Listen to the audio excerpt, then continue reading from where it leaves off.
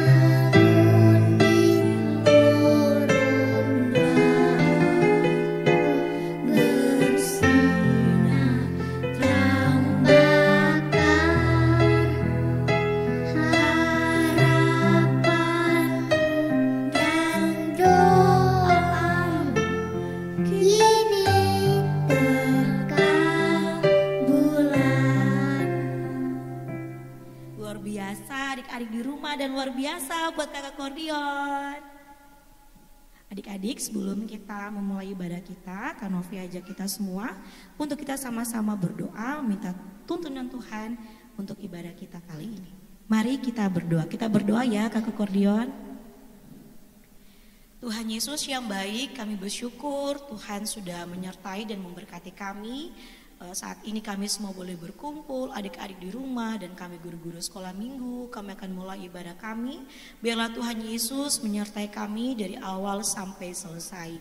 Dan biarlah setiap pujian kami ini Tuhan kami naikkan untuk memuliakan nama-Mu. Terima kasih Tuhan Yesus, hanya ini doa dan harapan kami telah berdoa. Amin.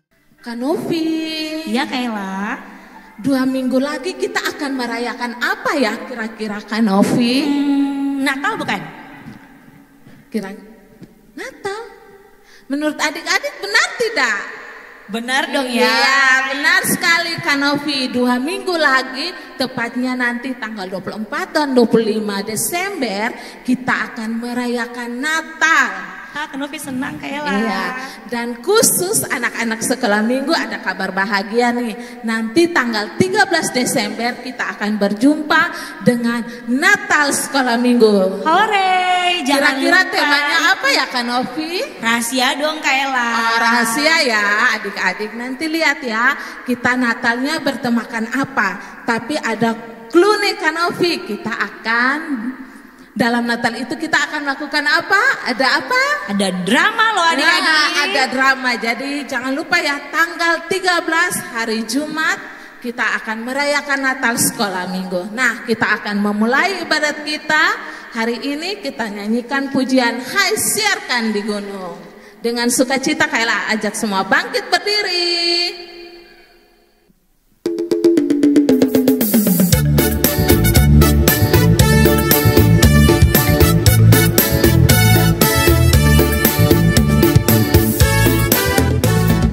Hai siarkan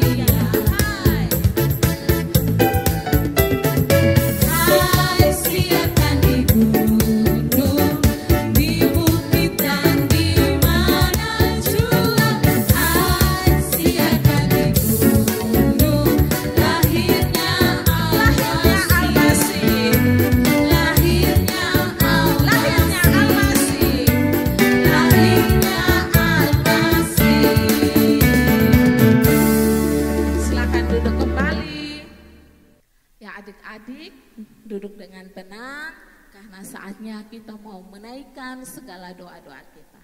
Mari kita berdoa. Bapa kami yang di surga, Bapa yang kami sembah lewat anak-Mu Yesus Kristus, puji dan syukur kami naikkan ke hadapan hadirat-Mu ya Tuhan, karena Engkau begitu besar, Engkau begitu baik dan teramat baik dalam kehidupan kami. Terima kasih Tuhan Yesus untuk hari ini kami bisa berjumpa melalui sekolah minggu online. Dan biarlah melalui sekolah minggu online ini anak-anak terus diberkati, bahkan mereka boleh bertumbuh di dalam kebenaran firman Tuhan. Dan pada saat ini kami mau menaikkan segala doa-doa kami. Kami mau berdoa untuk semua adik-adik yang ada dimanapun berada, baik di dalam NTT maupun di luar NTT. Mari Tuhan terus menolong, memberkati dalam pertumbuhan mereka, dalam kesehatan mereka, biar diberikan kesehatan, kekuatan yang baik daripada Tuhan. Tuhan, kami mau berdoa untuk setiap anak-anak yang saat ini dalam masa pendidikan, baik itu di TK, PAUD, SD, SMP. Mari Tuhan menolong, memberkati mereka dalam menempuh pendidikan. Tuhan menolong, memberkati sehingga lewat pendidikan yang ada mereka diberikan bekal pendidikan yang baik, sehingga mereka juga mendapatkan ilmu itu untuk berguna bagi masa depan mereka. Tuhan, kami mau berdoa untuk adik-adik semua yang mungkin dalam saat ini sedang mengikuti ujian di sekolah mereka masing-masing. Tuhan menolong, memberkati sehingga ujian yang ada mereka boleh mempersiapkan diri dengan baik, mereka boleh mengerjakan setiap ujian-ujian yang ada di sekolah-sekolah mereka, dan mereka boleh mendapatkan hasil yang baik. Kami mau bersyukur juga untuk adik-adik yang mungkin sudah selesai ujian, dan kami pertaruhkan setiap hasil yang ada ke dalam tangan pengasihan-Mu ya Tuhan. Kiranya hasil yang ada juga dapat memuaskan bagi mereka.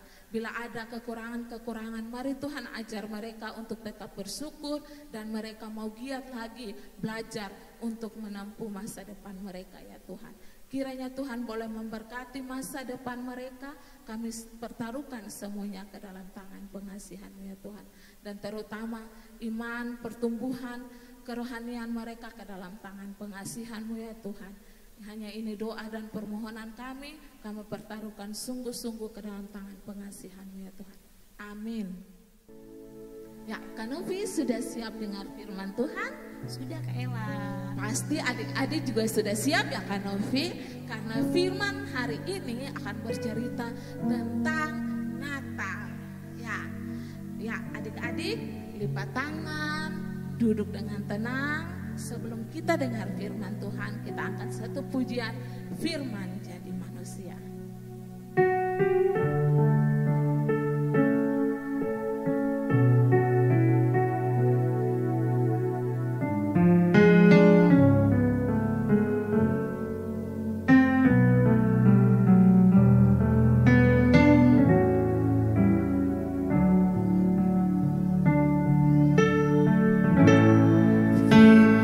Jadi manusia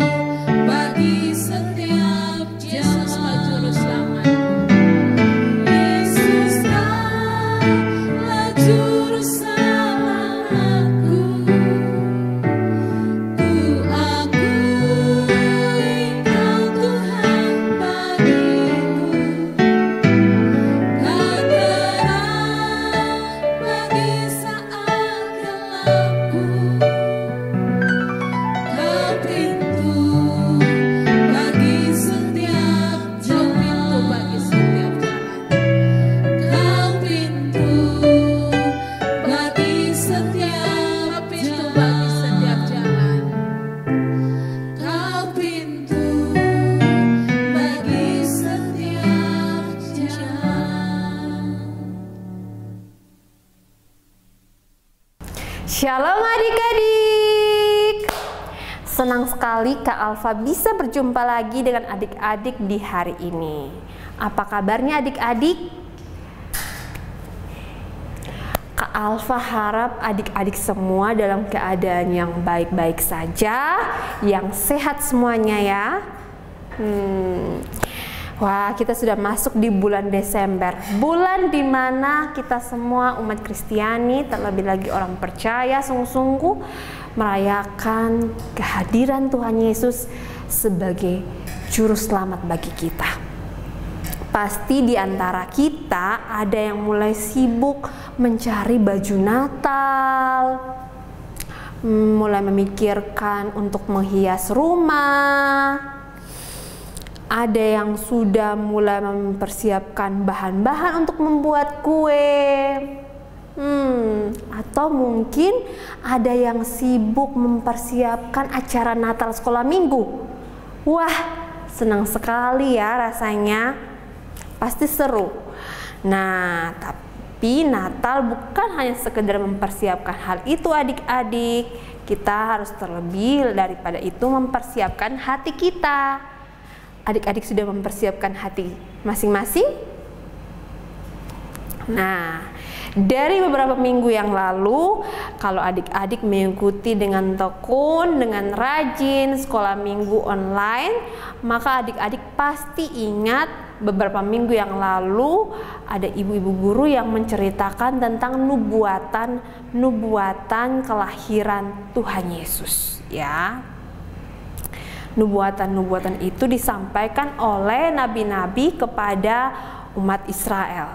Dan itu terjadi jauh hari sebelum kelahiran Tuhan Yesus.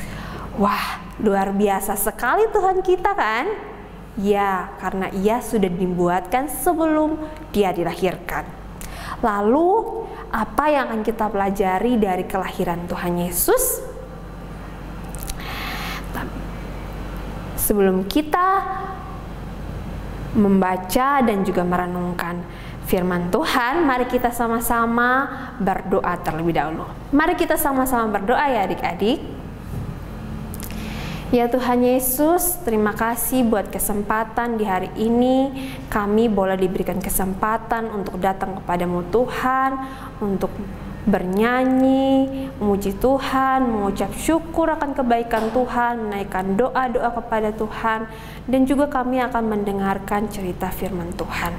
Mari Tuhan menolong kami semua, adik-adik sekolah minggu dimanapun berada, agar boleh dengan duduk baik, dengan mengerti akan firman-Mu, sehingga apa yang kami dengar di hari ini sungguh menolong kami sebagai adik-adik untuk boleh bertumbuh dalam firman-Mu, boleh melakukan apa yang menjadi kehendak-Mu Tuhan Yesus. Terima kasih Tuhan Yesus, kami mohon ampun untuk semua dosa yang telah kami lakukan menyakiti hati suci Tuhan. Dalam nama Tuhan Yesus Kristus kami telah berdoa. Amin.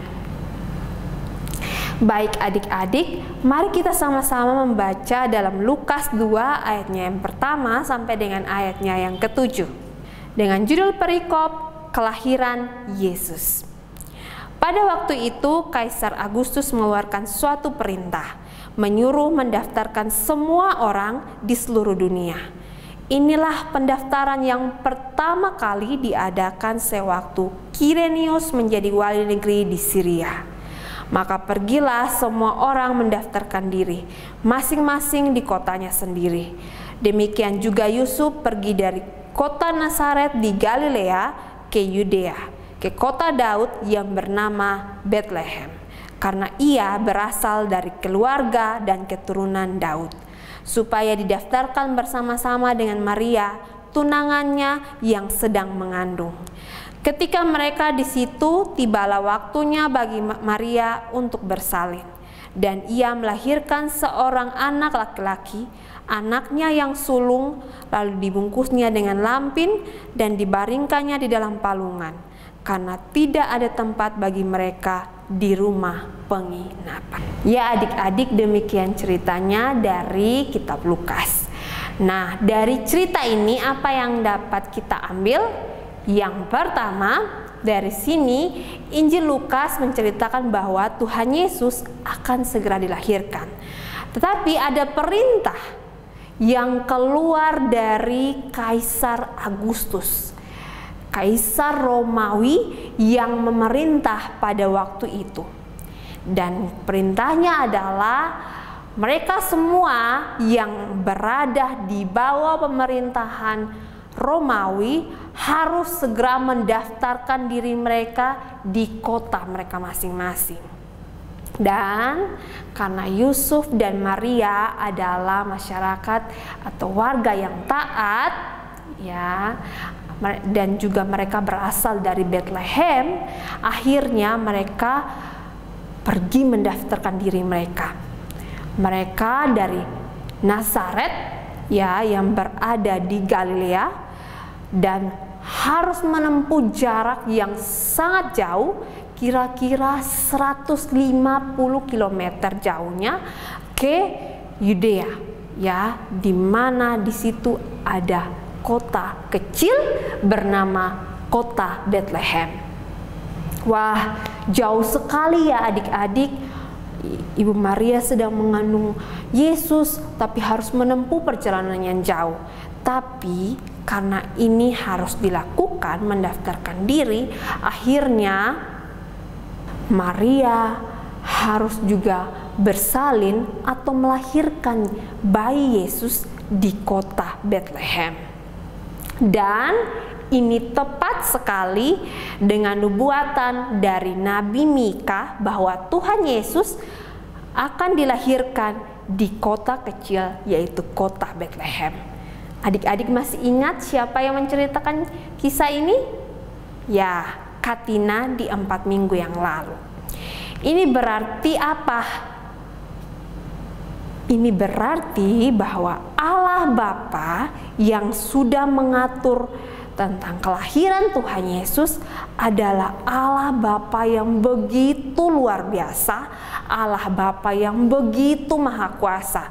Karena Ia begitu mengaturnya dengan baik, dengan indah, merencanakannya dengan detail, kejadian-kejadian apa saja yang terjadi pada waktu menjelang kelahiran Tuhan Yesus, ya. Sehingga rancangan-rancangan itu atau kejadian-kejadian itu bisa berjalan dengan baik, bahkan tidak ada yang terlewatkan satu kejadian pun, ya. Ini sangat luar biasa ya adik-adik, berbeda dengan kita manusia. Ketika kita merencanakan sesuatu, ya, pasti rencana itu kita pasti memikirkannya dengan baik. Tapi pasti juga kita tidak bisa merancangkan atau merencanakan sesuatu itu secara detail, dan apa yang akan kita rencanakan itu pastinya tidak bisa terjadi sempurna sesuai dengan apa yang kita rencanakan atau apa yang kita mau. Misalnya Kak Alfa merencanakan bahwa tahun depan Kak Alfa akan jalan-jalan ke satu tempat. Kak Alfa sudah merencanakannya, tapi pasti ada saja yang Kak Alfa lupakan dari perencanaan itu, dan pasti saja rencana itu pasti tidak berjalan tepat sesuai dengan Kak Alfa rencanakan. Kenapa? Karena Kak Alfa dan kita semua umat manusia adalah manusia yang terbatas dan lemah. Sedangkan Allah Bapa adalah Allah yang begitu luar biasa dan maha kuasa, yang merencanakan segala sesuatu dengan baik, dengan sempurna, tanpa terlewatkan satupun. Buktinya dari kelahiran Tuhan Yesus. Ketika Ia merencanakan tentang kelahiran Yesus, Ia menubuatkannya, dan pada waktu terjadi itu pun tidak ada yang terlewat, sehingga akhirnya tepat seperti yang dinubuatkan, Tuhan Yesus lahir di Bethlehem. Dan karena itu kita sebagai anak-anak yang percaya, kita harus juga percaya kepada Allah Bapa akan hidup kita. Sebagaimana Allah Bapa mengatur dan merancangkan keselamatan bagi kita orang-orang percaya, maka Dia pun pasti bisa dan sangat berkuasa untuk mengatur apapun yang ada dalam hidup kita. Mau itu tentang masa depan kita, tentang cita-cita kita, tentang pekerjaan yang akan kita dapat nantinya berpuluh-puluh tahun ke depan, tentang sekolah kita, tentang orang tua kita, tentang kita akan kemana, siapa saja yang kita temui, atau apapun itu, Allah Bapa dapat mengaturnya sedemikian mungkin, sedemikian baiknya, sedemikian sempurnanya. Oleh karena itu, kita sebagai anak-anak yang percaya kepada Tuhan, kepada Allah Bapa, maka kita pun harus mempercayakan hidup kita sepenuhnya kepada Allah Bapa, sehingga Dialah yang boleh mengatur segala sesuatunya tanpa kita meragukan akan kuasa dan luar biasanya Ia mengatur. Nah, adik-adik, selain itu apalagi yang akan kita pelajari? Yang kedua, mari kita baca bersama-sama di ayatnya yang ke-6 sampai dengan ayatnya yang ke-7. Ketika mereka di situ, tibalah waktunya bagi Maria untuk bersalin, dan ia melahirkan seorang anak laki-laki, anaknya yang sulung, lalu dibungkusnya dengan lampin dan dibaringkannya dalam palungan, karena tidak ada tempat bagi mereka di rumah penginapan. Diceritakan di sana bahwa tidak ada lagi tempat penginapan bagi Yusuf dan Maria, sehingga akhirnya Maria harus melahirkan bayi Yesus di kandang domba. Dan bayi Yesus harus ditidurkan di dalam palungan, yaitu tempat makan dari para domba-domba.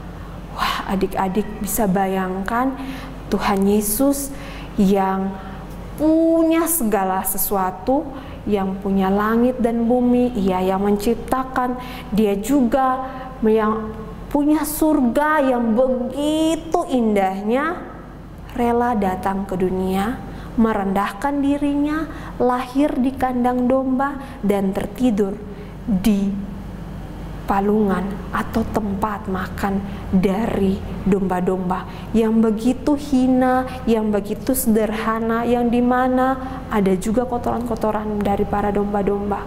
Wah, sungguh Tuhan kita begitu luar biasa, sungguh kasih-Nya yang begitu luar biasa, sehingga Ia rela berkorban bagi kita. Untuk apa Ia melakukan semua ini? Ia melakukannya karena mengasihi kita. Ia ingin agar kita sungguh-sungguh percaya kepadanya, dan kita yang sungguh-sungguh percaya kepadanya beroleh keselamatan. Ia yang kaya rela menjadi miskin demi kita menjadi kaya. Kita bisa lihat dalam 2 Korintus 8 ayat yang ke-9, dikatakan di sana bahwa karena kamu telah mengenal kasih karunia Tuhan kita Yesus Kristus, bahwa Ia yang oleh karena kamu menjadi miskin sekalipun Ia kaya, supaya kamu menjadi kaya oleh karena kemiskinannya. Luar biasa sekali Tuhan kita. Pengorbanan dari Allah Bapa yang rela anak tunggal satu-satunya Yesus Kristus untuk datang ke dunia, pengorbanan dari Tuhan Yesus yang harus menerima keadaan penderitaan dan kesederhanaan di dalam dunia. Ia lakukan semuanya untuk kita semua manusia. Tanpa pengorbanan dari Allah Bapa, tanpa pengorbanan dari Tuhan Yesus, kita semua manusia sangat layak untuk masuk neraka, untuk binasa. Menyedihkan sekali dan sangat menakutkan sekali jika hidup kita habiskan di dalam neraka. Tapi itulah resiko atau hal yang harus kita terima akibat dari dosa-dosa kita. Tetapi Tuhan Yesus rela datang ke dunia demi kita. Adik-adik, maukah adik-adik untuk sungguh-sungguh percaya kepada Tuhan Yesus? menerima Tuhan Yesus sebagai Tuhan dan Juru Selamat yang menebus dosa-dosa kita semua? Kalau adik-adik mau, marilah sungguh-sungguh terima Dia sebagai Tuhan dan Juru Selamat. Karena dengan itulah kita dapat menikmati kehidupan kekal di surga nanti bersama Tuhan Yesus. Jika tidak, maka kita akan binasa. Oleh karena itu, mari dengan menghayati, dengan mengetahui, dengan mengerti dengan baik tentang peristiwa Natal ini, maka kita juga bisa mengambil keputusan dengan benar bahwa kita harus sungguh-sungguh percaya kepada Tuhan Yesus sebagai penyelamat kita. Kiranya firman Tuhan ini bisa memberkati kita semua ya adik-adik. Mari kita sama-sama berdoa. Tuhan Yesus, kami sungguh bersyukur buat kesempatan kami boleh mendengarkan cerita firman Tuhan. Cerita yang menyadarkan kami bahwa Tuhan, Engkau begitu luar biasa dalam mengatur segala sesuatu. Engkau yang mengatur tentang kehadiran dari Tuhan Yesus dalam dunia untuk menyelamatkan kami semua. Engkau mengaturnya dan merancangkannya dengan begitu luar biasa sehingga tidak ada satupun yang terlewatkan. Dan demikian kami juga menyerahkan hidup kami untuk sungguh-sungguh Engkau tuntun, Engkau atur. Tapi kami juga bersyukur bahwa dengan kehadiran Tuhan Yesus itu menyadarkan kami bahwa kami butuh Tuhan Yesus sebagai Tuhan dan Juru Selamat, karena kami tidak akan pernah bisa menikmati kehidupan kekal di surga tanpa sungguh-sungguh percaya kepada Tuhan Yesus.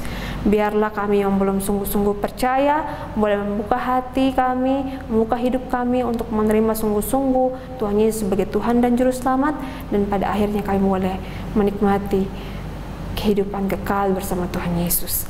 Terima kasih Tuhan Yesus, inilah doa kami Tuhan, ampuni akan semua dan segala dosa yang telah kami lakukan menyakiti hati suci-Mu Tuhan. Dalam nama Tuhan Yesus Kristus kami telah berdoa. Amin. Ya adik-adik, sampai ketemu minggu depan. Shalom. Ya adik-adik, Kak Ella, Iya, kita Kak sudah Novi. akan mengakhiri ibadah kita hari ini.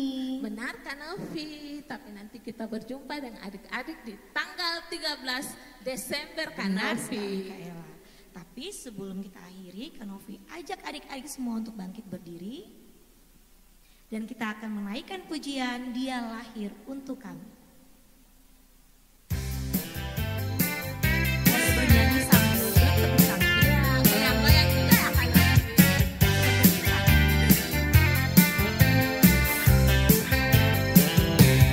Dia lahir untuk kami, Dia lahir untuk kami, Dia bangkit bagi kami semua. Dia itu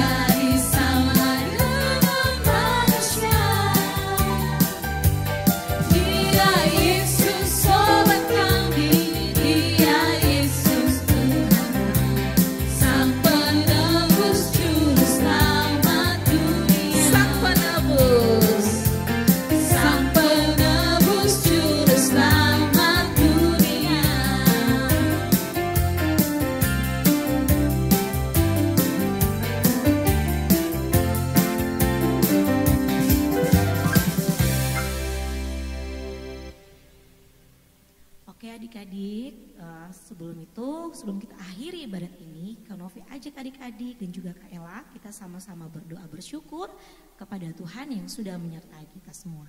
Mari kita berdoa. Ya Tuhan, kami mengucap syukur karena Tuhan Yesus sudah menyertai ibadah kami dari awal sampai selesai. Kami sudah menaikkan segala pujian kami sudah menaikkan segala doa kami, dan kami juga sudah mendengarkan firman-Mu. Kami bersyukur dan berterima kasih kepada-Mu ya Tuhan. Biarlah segala pujian kami yang kami sudah naikkan kepada-Mu itu menjadi persembahan kami bagi-Mu ya Tuhan. Dan juga firman sudah kami dengar dapat menuntun kami sepanjang kehidupan kami. Tuhan, kami akan mengakhiri ibadah kami, Tuhan berkati kami, dan biarlah Tuhan akan membawa kami kembali di tanggal 13 Desember Natal bersama kami. Terima kasih banyak ya Tuhan Yesus, hamba serahkan seluruh adik-adik sekolah minggu dan kami juga guru-guru sekolah minggu ke dalam tangan kasih-Mu. Hanya ini doa dan sembahyang kami, di dalam nama Tuhan Yesus kami telah berdoa. Amin. Ya adik-adik, jangan lupa ya, hari Jumat tanggal 13 Desember kita akan ada Natal bersama-sama dengan seluruh anak-anak sekolah minggu yang ada di Kupang maupun di luar kota Kupang. Jam berapa Kak Novi? Jam 5 sore waktu Indonesia bagian tengah. Ya adik-adik, dan selamat hari Natal dan menyambut tahun baru 2025. Kiranya kasih Tuhan Yesus menyertai kita semua. Shalom. Shalom.